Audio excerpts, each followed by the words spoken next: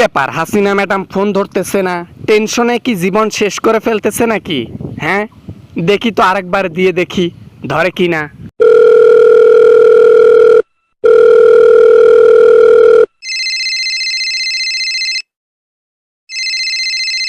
Hello, আসসালামু আলাইকুম ওয়া রাহমাতুল্লাহি ওয়া বারাকাতুহু। হ্যালো, কে বলতেছেন? আমাদেরকে বাঁচান, আমাদেরকে জনগণ চেপে ধরেছে। হ্যালো হ্যালো, কে বলতেছেন? হ্যালো, কোন প্রশাসন থেকে বলতেছেন? কোন নেতা নাকি? হায় হায়, কামটা করলো কি বেডায়! আল্লাহ, আমি কোন সময় ফোন করলাম? আহারে আহারে, কি ভয়ে বেচারাই একেবারে অবস্থায় শেষ। প্যান্টটা নষ্ট করে ফেলতেছে নাকি আল্লাহ ভালো জানে।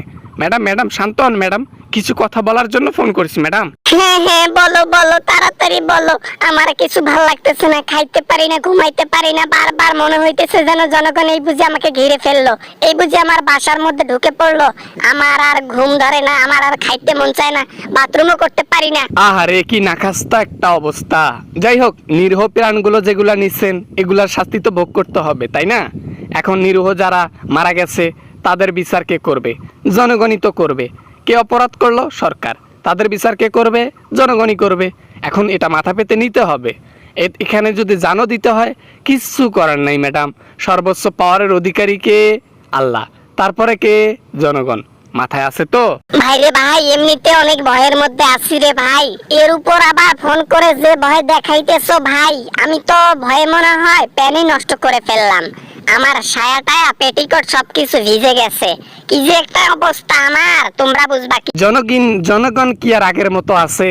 ছাত্ররা কি এটা বুঝবে যে হাসিনা প্রেসের সামনে এসে বারবার চোখের পানি ফেলতেছে? মানুষ তো হাসি ঠাট্টা করতেছে, মজা পাইতেছে। হ্যাঁ, আপনার শাস্তি অনিবার্য, বুঝতে পারছেন? সময় থাকতে পদত্যাগ করেন, এটাই মনে হয় ভালো।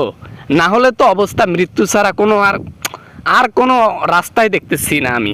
কি সামান্য একটা কথা বললাম, ভাবতেও পারি নাই যে এরকম একটা ঘটনা আমার সাথে ঘটে যাবে। পুরো দেশবাসী আমার পিছনে লাগি পড়লো, এখন প্রশাসনের লোকও লাগি পড়ছে আমার পিছনে।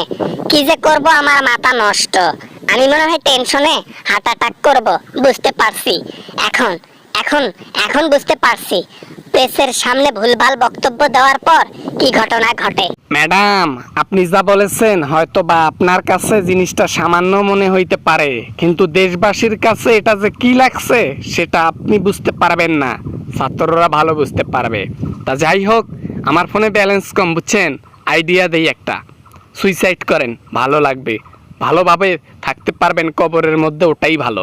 না হলে তো ওই যে গণধোলাই খাইতে হবে। গণধোলাই মানে কষ্টের মৃত্যু। অতএব দড়ি আছে, দড়ির মধ্যে লটকে যান, শান্তি মতো চলে যান। এ বেটা, কি বলো? আমি ক্ষমতা ছাড়বো না তো, আমি ক্ষমতা ছাড়বো না। এই ক্ষমতা আমি, আমার রক্তের সাথে এই ক্ষমতা মিশে গেছে। এই নেশা আমি কখনো ভুলতে পারবো না। হাজার হাজার কোটি টাকা এত নাড়াচাড়া করছি, এত টাকা পাচার করছি, অমুক করছি তমুক করছি, এই লোভ সামলাইতে পারি আরো আমি। তাহলে ওই যে দ্বিতীয় অপশন, গণধোলাই, জনগণ তো আপনাকে ছাড়বে না, ছাড়বেও না, কখনোই না। এটা আর আগের জনগণ নাই, যেটা প্রতিজ্ঞা করছে যে জানগুলো ঝরে গেছে, এটার বদলা হবে আপনার মৃত্যু দিয়ে। প্রস্তুত থাকুন, জনগণও রেডি হয়ে আছে আপনার পিছন মারতে। রাখলাম ম্যাডাম।